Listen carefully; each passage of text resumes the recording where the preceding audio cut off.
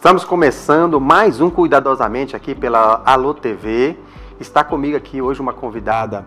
Eu costumo dizer que todos são especiais, porque são especiais mesmo, né? Weslane, eu queria passar a bola para ela, porque hoje nós vamos tratar de um assunto aqui de altíssima relevância, TDAH, os desafios tanto do diagnóstico quanto do tratamento. A gente já teve um programa aqui, com a doutora Fernanda, agora nós estamos aqui hoje com a doutora Weslane, psicóloga. Ela vai falar um pouquinho aí da formação dela e também do que vocês podem esperar para esse nosso programa de hoje. Vamos lá, pessoal, hoje vamos falar desse assunto que é tão importante, que é o TDAH. Trazer um pouquinho sobre quais são os desafios do diagnóstico, do tratamento, do ponto de vista da psicologia e da neuropsicologia.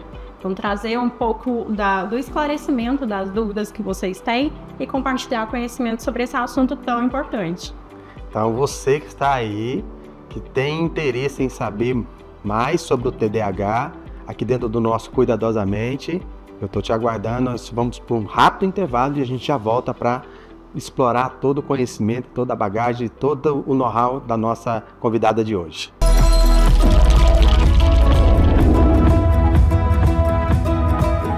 Apoiar a amamentação em todas as situações é deixar as crianças mais seguras e protegidas.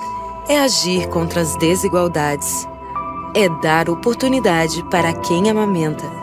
É incentivar esse momento tão importante. É saúde, é equidade. A amamentação. Apoie em todas as situações. Ministério da Saúde, Brasil, União e Reconstrução, Governo Federal.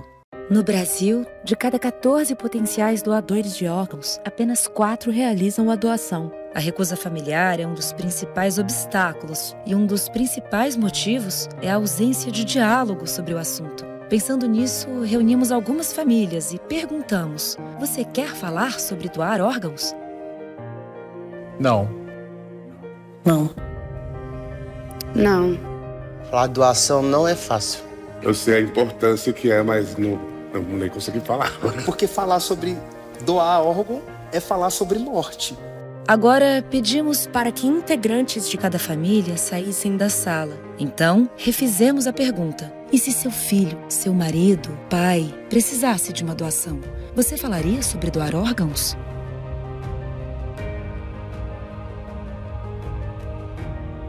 Se meus filhos estivessem precisando de um órgão. Pela vida dos meus filhos, eu falaria sobre doação de órgãos. Sim, com certeza. Pela vida dele. Para mim, ia ser um momento único, saber que alguém vai doar um órgão pro meu marido. É para salvar alguém que eu amo, né? É para salvar a minha mãe. Precisamos estimular o diálogo sobre a doação de órgãos nas famílias de todo o Brasil.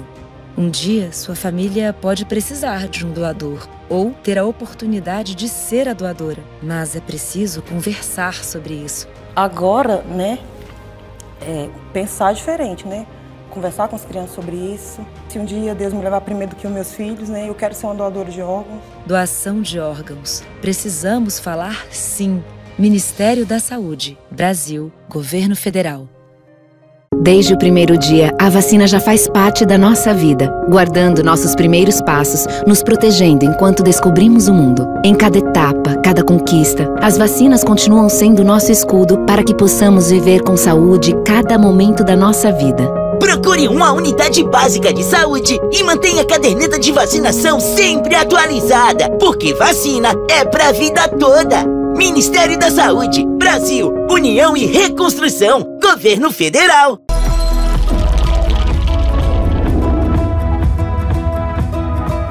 Retornamos aqui com o nosso Cuidadosamente, esse programa que foi pensado e organizado para que você pudesse ter conteúdo aqui para te ajudar com autoconhecimento, autocuidado, a você a lidar, proteger e a blindar as suas emoções. E hoje eu estou com uma convidada aqui muito especial, faz parte, inclusive, de um local onde eu também atendo, que é o Instituto Neurix.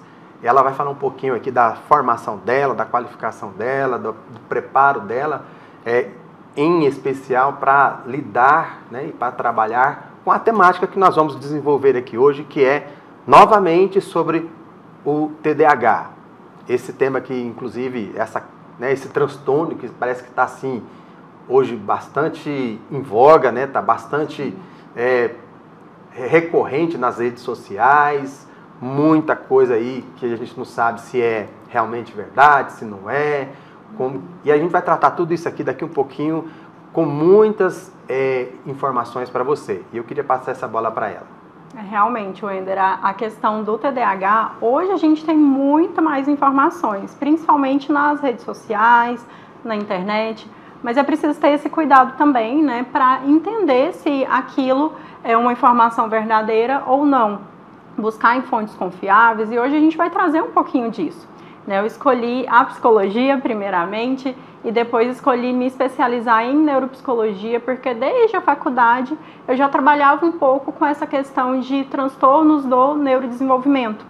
Então eu percebi uma grande demanda nessa área e uma falta também de profissionais qualificados. Então resolvi me especializar primeiramente nessa área da neuropsicologia, depois em terapia cognitivo-comportamental, para me ajudar nessa parte do tratamento também, e a minha última especialização em reabilitação neuropsicológica e desenvolvimento cognitivo, que também contribui muito, né, para o tratamento dessas questões. Então, vocês estão vendo aí que trouxemos uma pessoa bastante qualificada para responder algumas perguntas que a gente vai colocar aqui. No nosso Cuidadosamente, a gente não está preocupado com aquela coisa de, vamos aqui entrar em questões profundas, científicas, porque nós queremos um conteúdo que a pessoa que está lá do outro lado tenha condições de compreender aqui as temáticas, né, os assuntos que nós tratamos aqui. E aí eu queria começar esse nosso primeiro encontro aqui, essa nossa primeira pergunta, na verdade, perguntando para você, doutora, posso chamar assim? Pode sim. Tudo bem, porque tem alguns que não gostam, né? Sim. Mas, enfim, TDAH é ou não é uma doença? Tem muita essa confusão, né, de pensar, eu adquiri o TDAH, eu tenho desde que eu nasci, como funciona isso? Né, principalmente por essa desinformação que a gente tem hoje na atualidade. Então, o TDAH, ele não é uma doença, ele é um transtorno do neurodesenvolvimento. O que significa isso? É algo relacionado ao funcionamento do cérebro, principalmente as áreas de atenção, de controle inibitório, que é aquela parte de inibir respostas ali inadequadas, e também a parte da regulação das nossas emoções. Então, ele pode acompanhar o indivíduo ali ao longo da vida e ele é desenvolvido desde a infância. Então, ele precisa se manifestar desde a infância. Não existe você chegar ali aos 20, 30 anos e achar que você pegou, né, um TDAH, que você adquiriu ao longo do tempo. Ele precisa aparecer antes dos 12 anos de idade. Nós colocamos no nosso tema aqui os desafios do diagnóstico e do tratamento. A intenção de colocar, inclusive, isso é porque realmente a gente entende que por causa justamente dessa enxurrada de pessoas sendo diagnosticadas com TDAH, a gente precisaria saber um pouco mais, com mais clareza, né, como é que se chega a esse diagnóstico, ou seja, os desafios hoje que tem as profissões que lidam com essa questão, que lidam com esse transtorno, como é que é feito? Conta um pouco para nós, esclarece um pouco para nós, como é que é feito o percurso, né, ou a jornada para se chegar, por exemplo, ao diagnóstico de uma pessoa com TDAH? Eu acredito que seja uma jornada mesmo, né, porque não é com um teste de internet ali de 10 minutinhos, de 5 minutinhos que você vai ser diagnosticado com TDAH. Quando o profissional vai avaliar alguém que tem uma suspeita de TDAH, seja um neuropsicólogo, um psiquiatra, um neuropediatra, um neurologista, ele precisa investigar toda a história de vida daquele indivíduo. Então, quando a pessoa chega no meu consultório com essa suspeita, ou com um filho que tem essa suspeita de TDAH, eu vou fazer uma entrevista diagnóstica para entender desde a gestação daquela pessoa, né? Desde quando ela estava na barriga da mãe, como foi a gestação, se teve alguma intercorrência, se ela fez uso de alguma substância, como foi o desenvolvimento ali também durante os primeiros anos de vida, né? Os marcos do desenvolvimento, se aquela criança atingiu na normalidade, se ela conseguiu falar, andar, se ela tinha um comportamento ali típico de crianças da idade dela. Então, primeiramente, a gente faz toda essa entrevista diagnóstica. Se preciso, né, se for um adolescente, um adulto, a gente vai chamar os pais também, vai chamar um cuidador, alguém que teve ali muito contato com ela, para ter essa entrevista, essa história muito bem detalhada. Também é utilizado algumas escalas, questionários, os testes também neuropsicológicos, que avaliam toda a função cognitiva da pessoa, a atenção, memória, inteligência, as funções executivas que são muito impactadas, né, no transtorno. Então, é toda a história de vida e através desses instrumentos também. Hoje a gente está vendo aí aparecer no mundo psi, né, a tal da IA. É possível uma IA substituir, por exemplo, o profissional e dar um diagnóstico de TDAH? Possível substituir, não. Ela pode ser uma ferramenta, sim. Então, se você pesquisar sobre os sintomas, se você colocar ali algumas características que você possui, que você percebe no seu comportamento, é interessante você olhar se tem alguma coisa ali que te chamou a atenção, mas o diagnóstico mesmo, ele precisa ser feito com um profissional qualificado. Então, a ferramenta de IA e outras ferramentas, elas servem somente como instrumentos ali que vão te levar a tirar alguma dúvida, mas o diagnóstico ele é muito personalizado.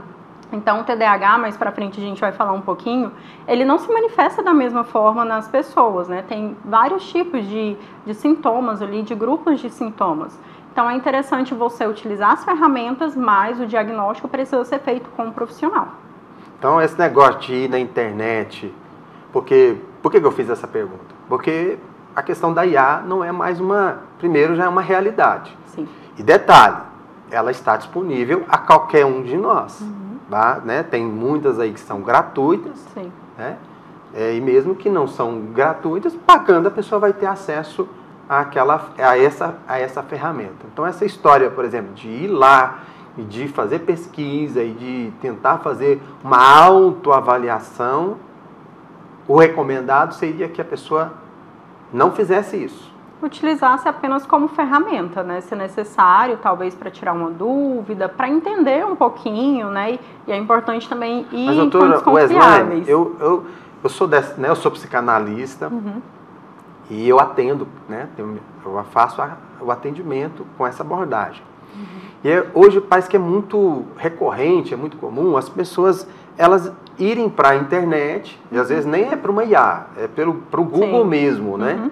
Aí eu estou aqui com uma dor de cabeça, preciso saber o que é essa dor de cabeça. Vai lá e coloca, e diga-se de passagem que aquele repositório de informação que o Google é uma IA, Sim. que há muito tempo nós fazemos uso dela, e ali a pessoa pode encontrar, ou seja, muitas doenças, muitos diagnósticos, né?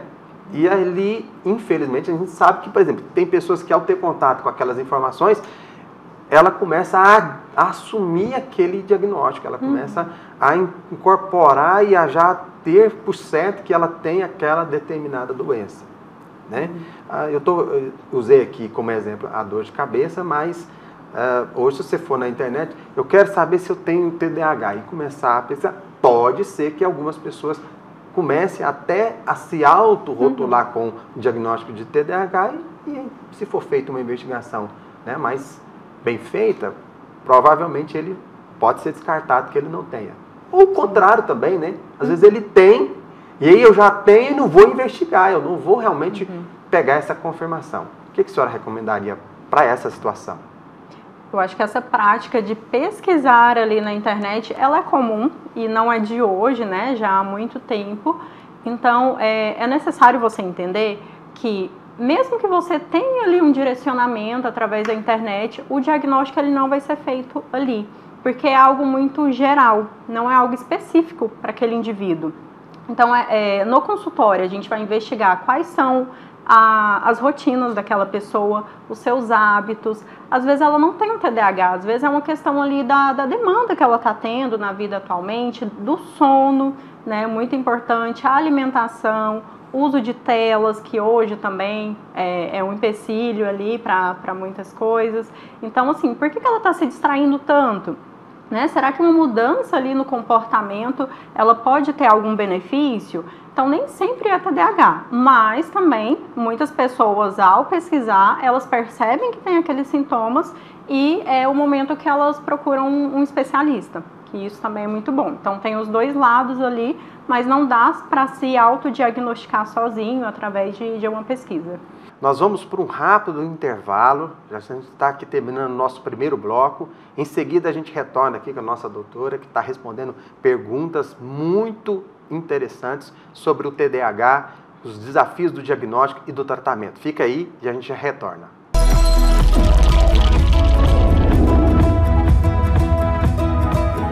A Provec nasceu no coração do Brasil.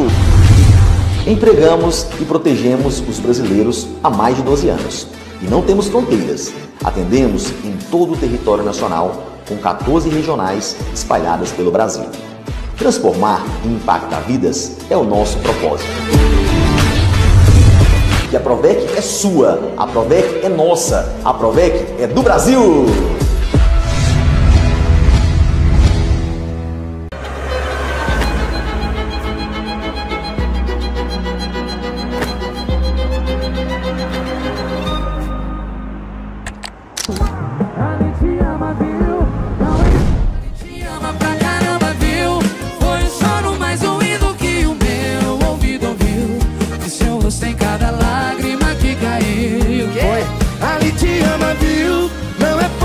Te ama pra caramba, viu? Ali te quer pra vida e eu quero só seu arrepio. Igual a ele, só tem ele, igual a eu tem mil. Ali te ama, viu?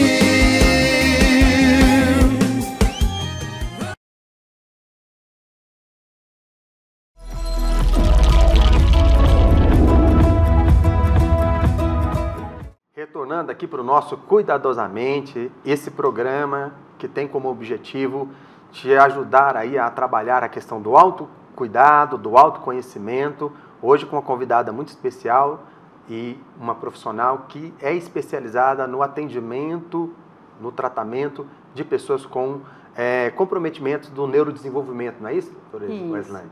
Isso mesmo.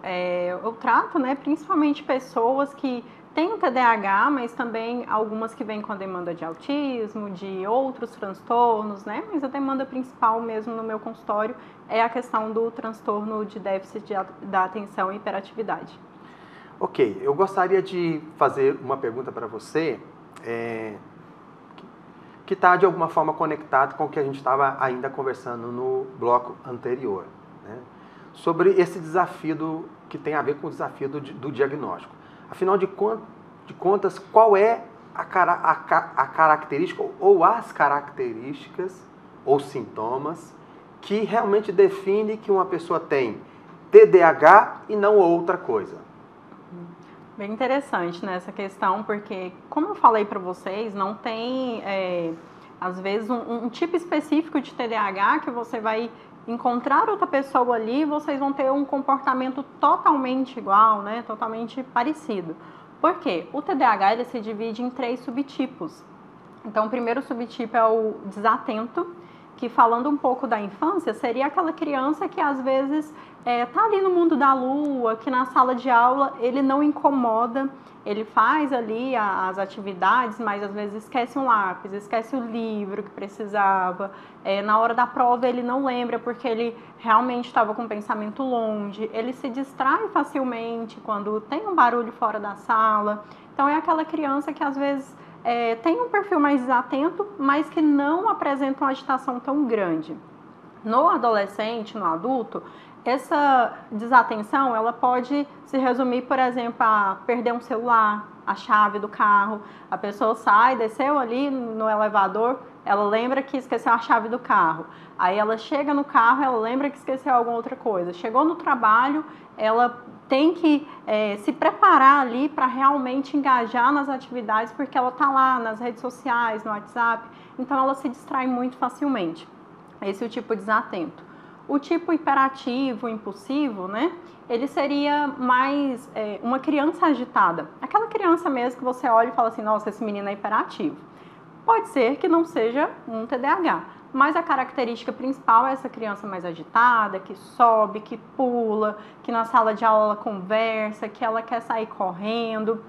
E na fase da adolescência, na fase adulta, né, que a gente não vai sair correndo por aí, essa agitação ela se torna muito de pensamentos. O que, respondendo a outra pergunta também, pode ser confundido com ansiedade. Por isso é importante ter o diagnóstico de um profissional, porque às vezes você tem um transtorno de ansiedade, confunde com TDAH ou vice-versa. Então, tem esses dois subtipos, o desatento, o hiperativo impulsivo e o misto, que é a pessoa que apresenta as duas características. Ela é desatenta e ela também é impulsiva, hiperativa, que também entra ali a questão da regulação das emoções, né, que pega muito. Uma criança que faz muita birra, é necessário entender o motivo dessa birra, ou um adulto ali que às vezes é muito impulsivo, se torna agressivo fisicamente, verbalmente, é necessário entender por que ele tem essas características, se realmente fecha um diagnóstico. Eu estava, inclusive, ontem mesmo eu estava, de vez em quando eu tenho o costume assim, principalmente quando eu estou com os meus filhos, na minha casa a mesa é redonda, mas não é porque eu faço mesa redonda, não, porque ela é redonda mesmo. Escolha, vamos dizer assim, da minha esposa, né, de ter uma mesa redonda na nossa sala lá de estar, e que ao mesmo tempo é copa, cozinha e tudo mais.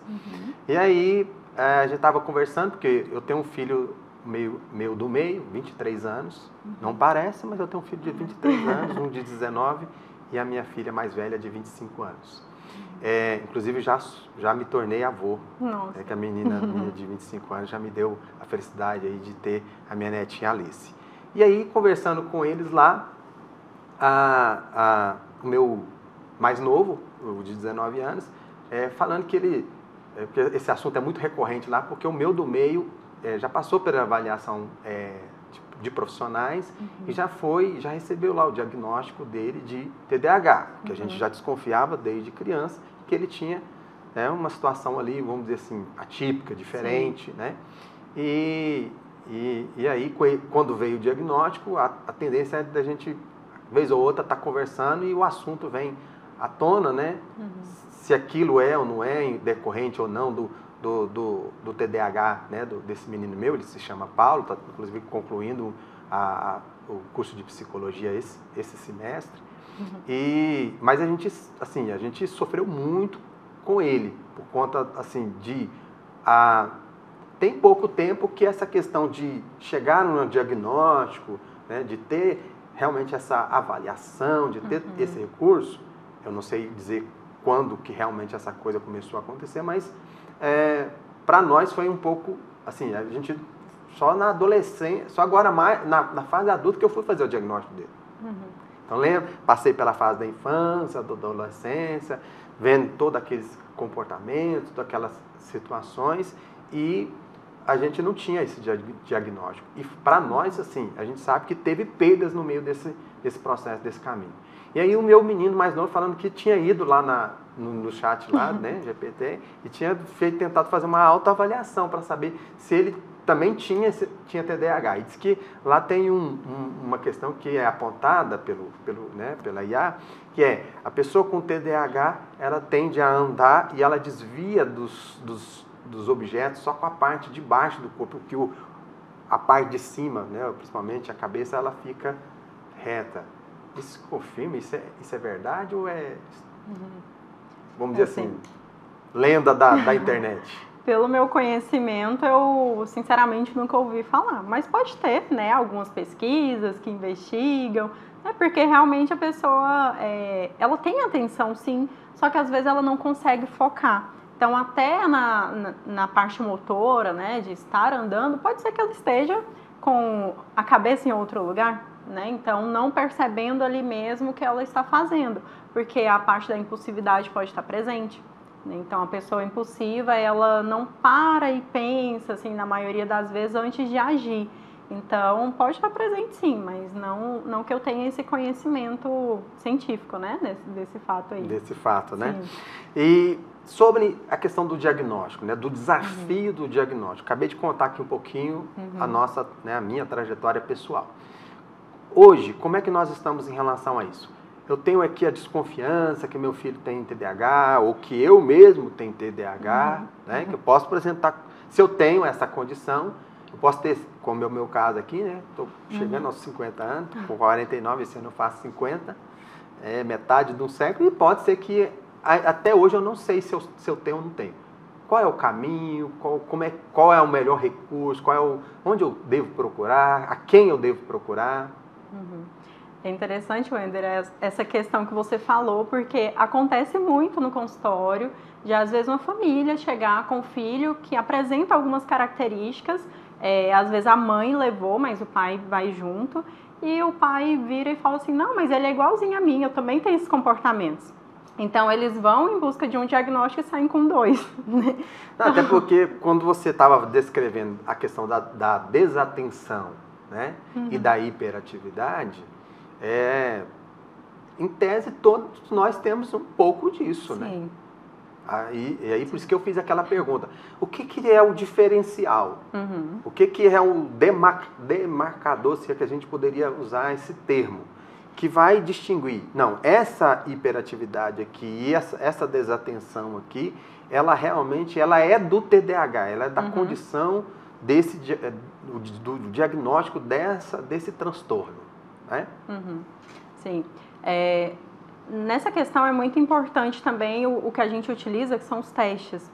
Né? Porque através deles a gente vai perceber nos resultados daquela pessoa se ela está dentro ali da média da população, da idade, né, da escolaridade, dentro, por exemplo, da atenção, da memória, da inteligência, das funções executivas. Então, além de todas essas entrevistas, questionamentos, escalas que a gente aplica nos pais, ou na criança, no adolescente ou no adulto, a gente tem esse apoio através dos testes que tem um embasamento científico, né, para entender se aquela pessoa está dentro do padrão ou não. Então, também investigo muito a questão da rotina que eu falei para você, né? Então, por que você, às vezes, não está tão atento ali no seu trabalho? Será que é uma questão de uma distração, do uso do celular, que hoje é muito presente? Né? Como que está seu sono? Como está a sua alimentação? Faz exercício físico ou não? Como que é a vida daquela criança? Quando ela vai fazer as atividades ali de casa, ela faz na sala ali com a televisão ligada, com os irmãos brincando? Ou ela tem uma mesa ali com um ambiente mais limpo, mais claro, né? Para ela fazer as atividades e focar um pouco mais. Então, é necessário entender todo o contexto. Por isso que, às vezes, só pelo diagnóstico, entre aspas, né, da internet, a gente não consegue chegar a um diagnóstico preciso, né? A características ali que são próprias daquela pessoa. É muito particular. Né? E tem a questão genética também. Então, se, às vezes, o filho foi diagnosticado, se o pai percebe que ele já teve, desde a infância, um comportamento parecido, eu sempre indico que ele busque também uma avaliação. Para eu ter uma pessoa, então, com TDAH, necessariamente eu tenho que ter tido alguém na sua... Isso, às vezes não se manifesta, né? Mas dependendo do contexto ali, pode ser que o pai tenha, o filho também, ou a mãe, né? Ou um avô. Então, eu sempre busco também saber quais são os antecedentes ali familiares. Se tem alguém na família que é parecido, às vezes a pessoa não tem um diagnóstico, mas ela fala, nossa, eu tenho um irmão que é muito parecido com ele. Desde a infância, a gente percebia assim, nossa, você é igualzinho ao seu tio.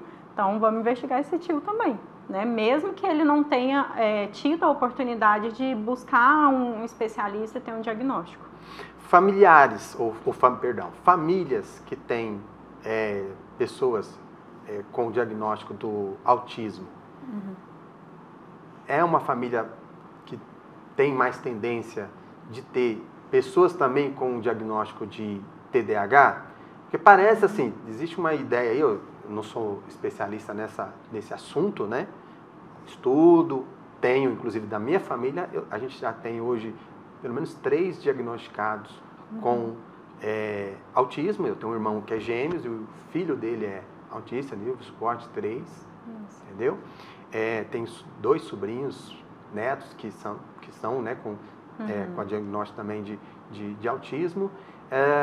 mas parece que tem aquela ideia de que o TDAH é o autista que bateu na trave. Tem, isso é também contos da internet? Em parte pode ter relação, sim, porque os dois são transtornos do neurodesenvolvimento. Então, o funcionamento do cérebro ali, né, durante esse desenvolvimento na infância ou na barriga mesmo, né, teve esse funcionamento de uma forma diferente. Então, pode ter relação, por isso, né, eu volto aí para a questão da entrevista diagnóstica, que a gente pergunta se tem alguém que tem algum outro transtorno, porque pode acontecer de, às vezes, vir a comorbidade, que a gente chama, quando são 2 ou mais transtornos, né, que a pessoa possui. Então, às vezes, a pessoa pode ser diagnosticada, sim, com autismo e com TDAH. Ou, às vezes, tem alguém também que na família tem um diagnóstico de autismo e ela tem um diagnóstico do TDAH.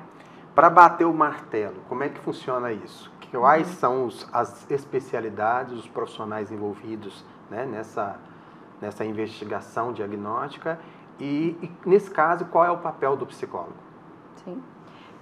Existem 2 caminhos que geralmente aparecem no consultório. O primeiro é a mãe ou a pessoa na fase adulta ter a suspeita e ir para avaliação neuropsicológica, fazer todos os testes. Eu costumo falar que é como um exame de sangue que o médico pede, né? A gente vai ter um raio-x ali daquele cognitivo para saber como trabalhar, como tratar. Então, primeiro ela vem para a avaliação neuropsicológica. Quando eu finalizo o laudo, eu entrego o documento, faço a devolutiva explicando ali todos os gráficos, tabelas, né, os resultados daquela pessoa e dando algumas orientações. E eu indico que ela busque um médico para fechar o diagnóstico. E também tem o caminho inverso, que às vezes a mãe levou no neuropediatra ou o adulto foi no psiquiatra, no neurologista, e ele recomendou que ele fizesse avaliação neuropsicológica para complementar o diagnóstico dele e realmente na segunda consulta, terceira, né, dependendo do profissional, ele fechar também com base no laudo que o neuropsicólogo emite. Então existem esses 2 caminhos, né? Ou avaliação neuropsicológica ou o médico, mas o médico finaliza. Esse médico, obviamente, um médico que tem formação... Isso, de preferência. Então, assim, muitas mães... mães... É um psiquiatra? Um psiquiatra, um neurologista. No caso de criança, é muito importante que leve num neuropediatra especialista em transtorno do neurodesenvolvimento, porque é alguém que já estuda, que já atende, né, que tem esse embasamento ali para realmente bater o martelo. Ok. Chegamos àquele ponto em que já foi feito, né, toda uma investigação, uma avaliação multiprofissional e que agora sim, estou aí diante da situação de que está confirmado que eu tenho TDAH. E agora? O que fazer? O que as pessoas, qual seria a sua dica, a sua orientação para essas pessoas que já estão diante do diagnóstico, da confirmação de que elas têm essa condição? Doutora Weslane, segura aí. No próximo bloco, eu gostaria que a senhora respondesse para mim essa pergunta que eu acabei de fazer.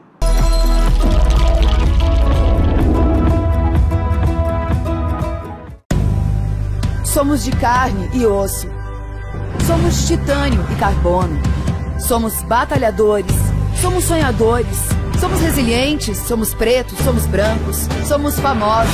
Somos anônimos. Somos uma coisa só. Somos atletas profissionais do Brasil. Você nasceu para vencer. O Bolsa Atleta nasceu para você. Quer representar o Brasil? Conte com o Bolsa Atleta para chegar lá. Para a família Silva, o importante é estar perto. Não importa como. Na família Ferreira, é dar a mão, principalmente nas horas mais difíceis. Para os Souza, família é... Para os Ribeiro, é casa cheia. Para os Oliveira, quem tá sempre junto. Para os Guaranis, é um povo inteiro. Mas todos têm uma coisa em comum. Porque família não é só quem compartilha o mesmo nome. É quem compartilha o mesmo cuidado. E para cuidar melhor das famílias brasileiras, o Ministério da Saúde está reconstruindo a saúde da família. São mais equipes e profissionais ampliando o acesso aos atendimentos, da prevenção ao tratamento, de bairro em bairro, de casa em casa, fazendo um Brasil bem cuidado. Procure uma unidade básica de saúde e saiba mais. Saúde da família. Onde tem família, agora tem mais cuidado. Ministério da Saúde, Brasil, União e Reconstrução, Governo Federal. Tem sintomas de dengue, zika ou chikungunya? A hora de procurar uma unidade básica de saúde é agora. Se notar manchas vermelhas no corpo, não se automedique e procure atendimento médico. Se tiver febre, sentir dores de cabeça e atrás dos olhos, não perca tempo. Procure uma unidade básica de saúde. Se sentir dores no corpo, nenhum influenciador vai te orientar tão bem quanto um profissional de saúde. Não deixe para depois o cuidado com os sintomas da dengue, zika ou chikungunya. Tem sintomas? A hora de procurar uma unidade básica de saúde é agora. Ministério da Saúde, Brasil, União e Reconstrução.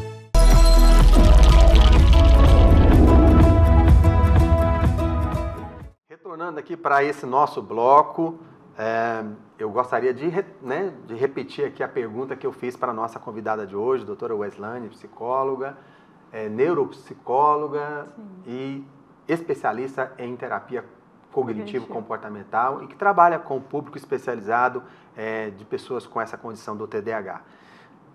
Doutora, descobri que eu tenho TDAH, e agora? O que eu faço?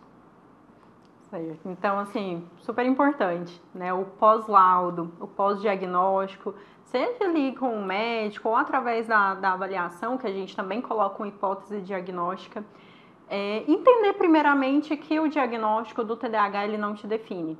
Então, você não precisa, né, ser rotulado como a pessoa que é desatenta, que é o hiperativo. E, em segundo lugar, você buscar entender sobre o transtorno, buscar se conhecer. E, nesse sentido, eu indico muito a terapia, né? A terapia cognitiva, ela tem um efeito muito bom, tem bons resultados. E também a reabilitação neuropsicológica quando preciso, né? Para a memória, para a atenção, porque a pessoa vai se conhecer e ela vai conhecer sobre o transtorno.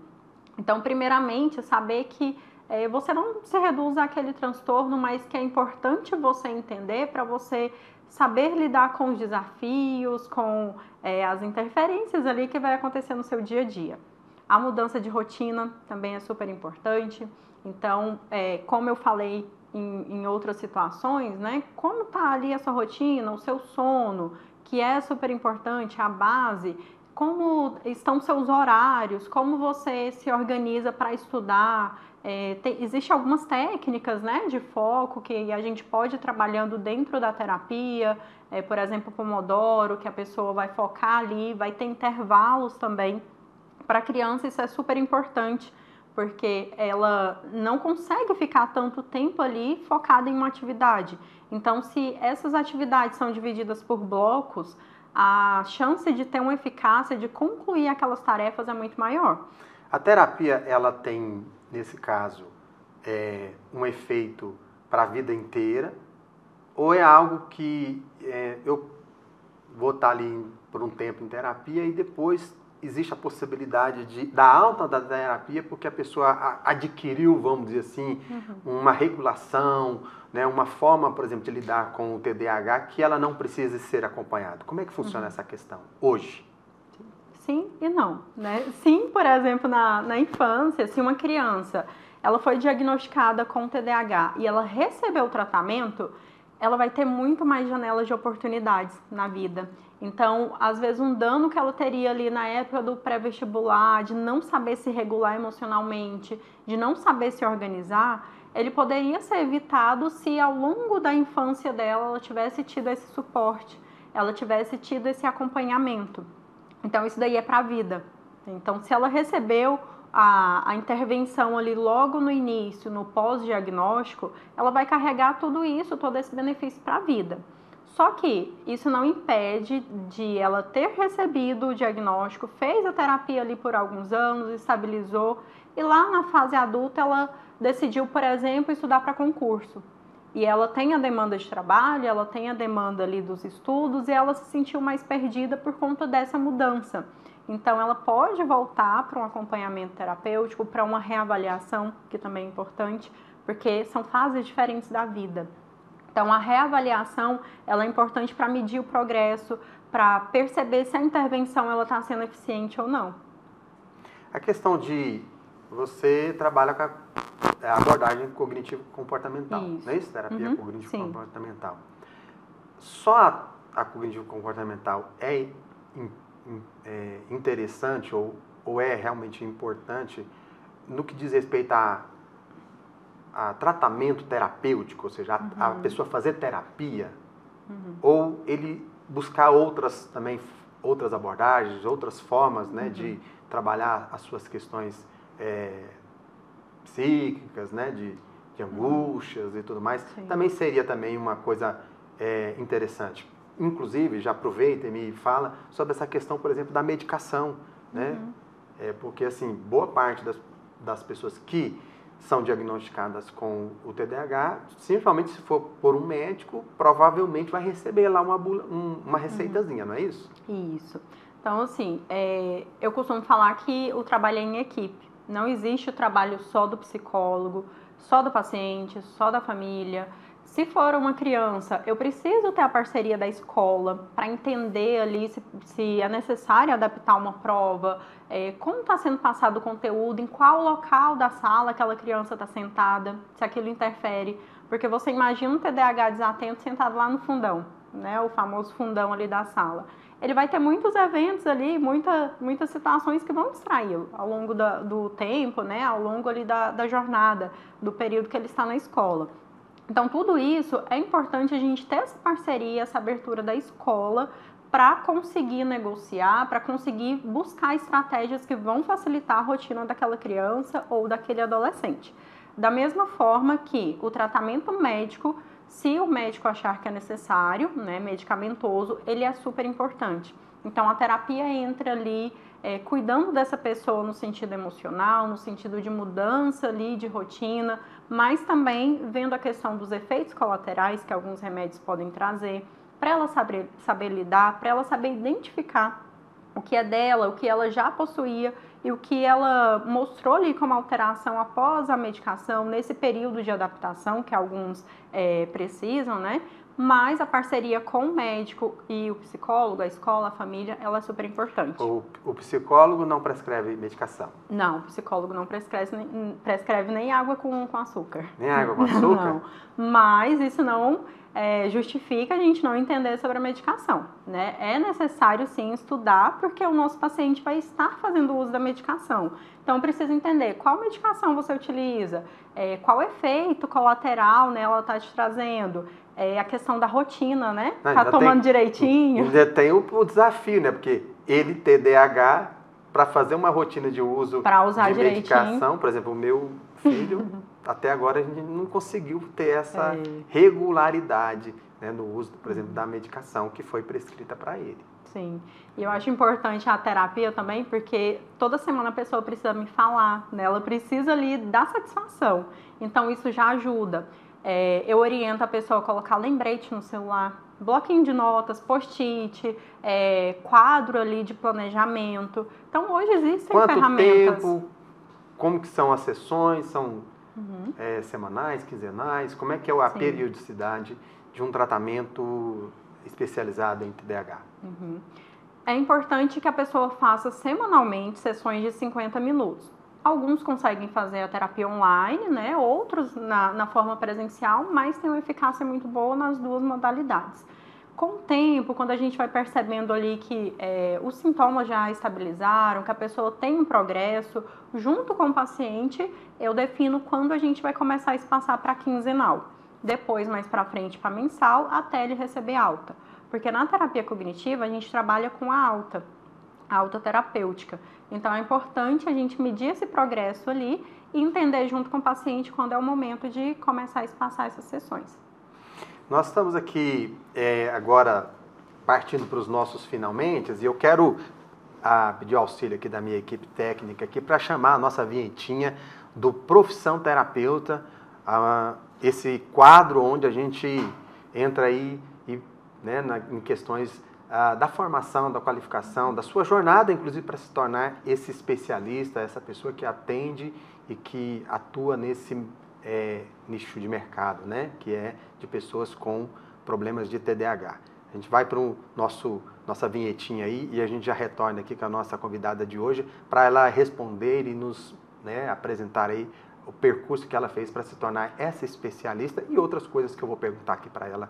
Fica aí atento e nós já retornamos.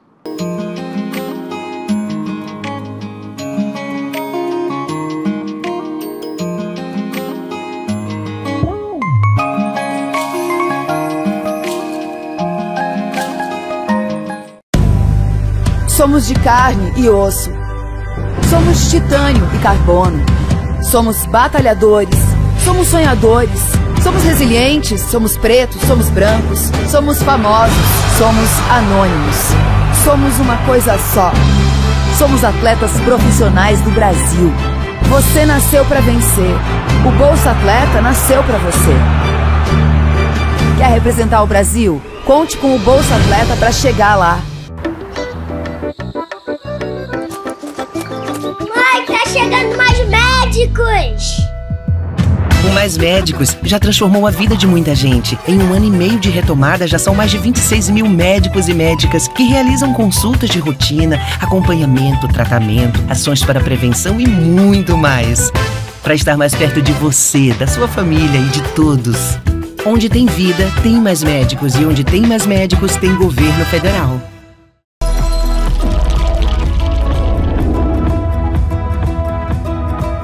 Doutora Weslane Monteiro, a senhora faz parte de uma equipe do Instituto Neurux. Eu queria que a senhora falasse um pouquinho sobre essa sua atuação, né? Essa sua participação nesse instituto e contasse um pouquinho para nós como é que foi sua trajetória para você ter se tornado essa profissional especializada no atendimento do TDAH. Bacana. Eu me formei em 2016 pela PUC e na época do TCC, né, o trabalho de conclusão de curso, eu busquei fazer na área de neuropsicologia. Então foi o meu primeiro contato, além das matérias, né, um contato mais próximo, em que eu atendi casos de TDAH e dificuldade de aprendizagem com crianças e pré-adolescentes. Então, a partir daí, eu consegui elaborar uma avaliação, aplicar os testes e me apaixonei por essa área. Na época, eu ainda estava na área do RH, que eu fiz desde o 5º período, e trabalhei até 2020, mais focada nessa parte das organizações. Só que em 2020, em meio à pandemia, eu já tinha minha especialização em neuropsicologia, eu decidi focar na área clínica. Então foi quando o Instituto Neurux foi inaugurado, né? Eu estive lá desde o início e eu comecei a atuar tanto na parte do presencial, ali com terapia, com avaliação, e também através de indicação de pacientes para terapia online. Né? O que o Instituto Neurux oferece nesse sentido?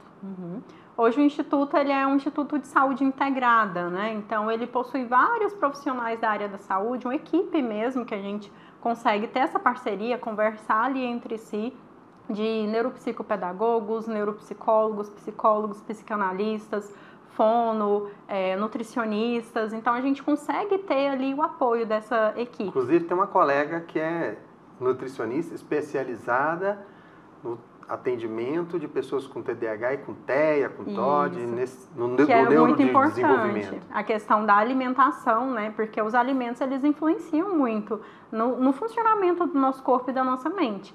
Então, se a gente tem alguém ali que direciona e consegue também, aí entra a questão da parceria, da equipe, né? Para esse tratamento, a gente tem resultados muito melhores. Inclusive, próximos programas, ela deve estar aqui com a gente para poder tratar dessa questão da alimentação das pessoas, né, com TDAH, com TEA, com TOD, com questões do neurodesenvolvimento. Foi fácil para você essa jornada de se tornar essa especialista? Como é que foi essa trajetória sua? Fácil não é um desafio, né? A gente costuma falar. Nem fácil, nem barato, né? Não, porque tem investimento. Tem investimento, né? Bastante. Tanto assim, a faculdade eu consegui uma bolsa integral, né? Por conta da minha nota mesmo do Enem, então foi muito bom. Só que quando eu precisei fazer a especialização, já era com o meu dinheiro mesmo. Com o meu trabalho, a gente sente um pouquinho. Só que o investimento em curso, em livros, informações, ele é necessário, ele é uma obrigação.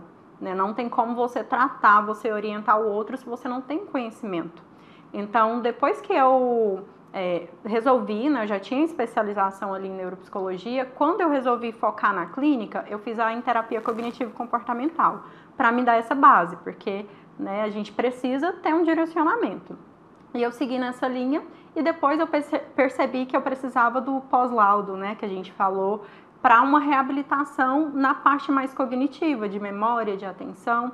E de 2023 para 2024 eu fiz a terceira especialização em reabilitação neuropsicológica e desenvolvimento cognitivo, onde eu posso oferecer também um programa de reabilitação para pessoas com o laudo, né, de TDAH.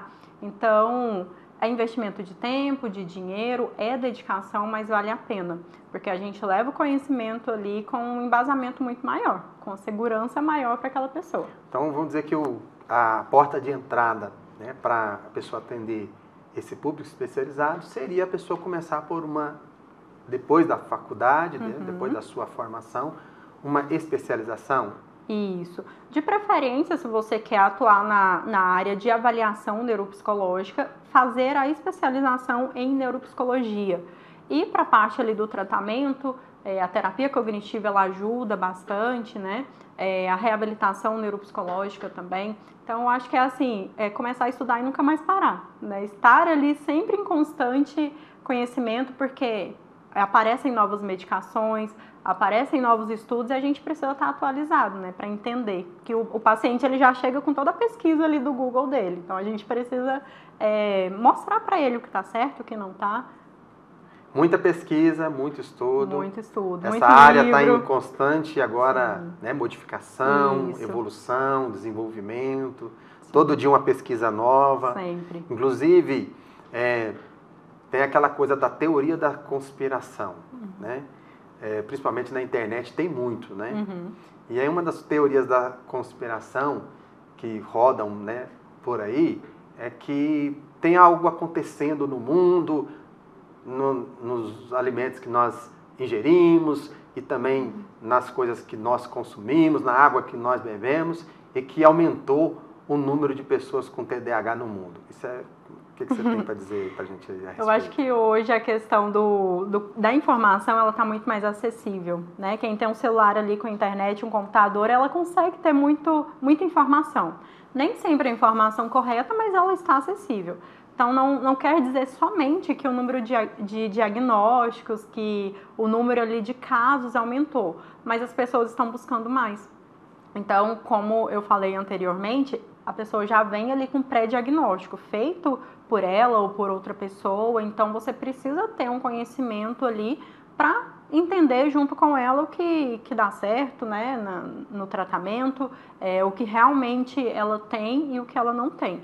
Então, é interessante, sim, a gente pensar que hoje a informação é muito maior e a gente também precisa estar muito mais atualizado. Do ponto de vista de realização profissional, pessoal, né? Missão, propósito, o que você faz hoje, né, na sua atuação clínica, é algo que valeu a pena? Está valendo a pena? E também você recomendaria, principalmente levando em consideração a questão de resultado financeiro, doutora? Sim, a área da neuropsicologia ela é muito promissora. Então, é uma das áreas da psicologia que traz um retorno financeiro muito bom. Tem, claro, todo o esforço, todo o investimento, mas é algo que sim, eu me sinto realizada, né? Ainda tem um longo caminho pela frente de estudo, de qualificação, mas é algo que me motiva. Ter um paciente ali que chega com um diagnóstico sem conhecimento nenhum sobre o transtorno e eu conseguir fazer aquela psicoeducação, ensinando sobre o transtorno, mudando a rotina dele, os hábitos e no final ali de um período a gente perceber um bom resultado. Eu trabalho muito com pessoas que estudam para concurso e tem pessoas que têm um TDAH e estudam para concurso. Então você vê a aprovação de um paciente, você vê ali ele superando aqueles desafios, eu acho que é muito gratificante, né? E saber que foi através do seu trabalho que ele conseguiu ali conquistar muitas coisas também. Para a gente poder aqui, né, encerrar esse nosso bate-papo aqui, eu gostaria de, né, perguntar para você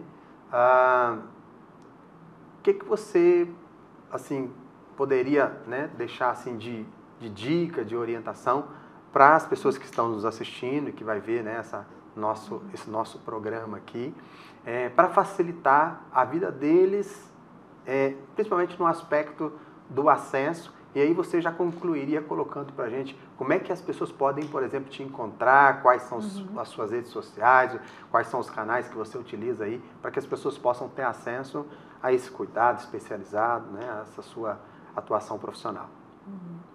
Acho que primeiro não tenha medo do diagnóstico, porque ele não é o ponto final da sua história, ele é o ponto de partida.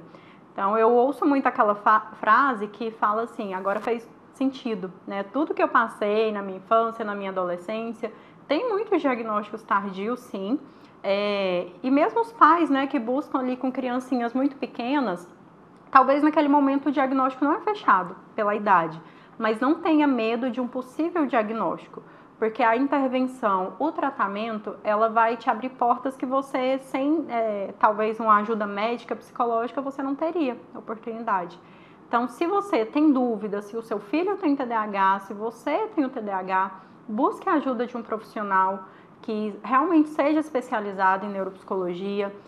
No meu Instagram, que é o eslainemonteiro.pc, eu coloco ali muitas informações, né, sobre o TDAH, alguns vídeos, até essas questões dos sintomas tem também, para você esclarecer, né, suas dúvidas. É um canal aberto para tirar dúvidas também para quem quiser, agendar uma consulta, esclarecer, né, alguma dúvida sobre o transtorno ou outro transtorno também, alguma outra questão, e ter uma fonte de informação também. Do Instituto Neurux, você teria como passar? Do Instituto também, Instituto Neurux. Fica no Jardim América, aqui em Goiânia. Então, é no Instituto que eu realizo as avaliações, porque tem todo o ambiente ali preparado, a gente tem toda a bateria de testes neuropsicológicos, né, que é importante que seja feita alguns de forma presencial. Então, a gente possui essa equipe, né, e o pós-diagnóstico também, que a gente estava conversando, né, a pessoa realizou a avaliação, tem ali o laudo médico, que realmente ela tem um TDAH, a gente tem profissionais para indicar, né, na parte da terapia, reabilitação, na parte da nutrição, psicopedagogos também, que são muito importantes nessa fase escolar. Então, tem todo um apoio ali, um suporte.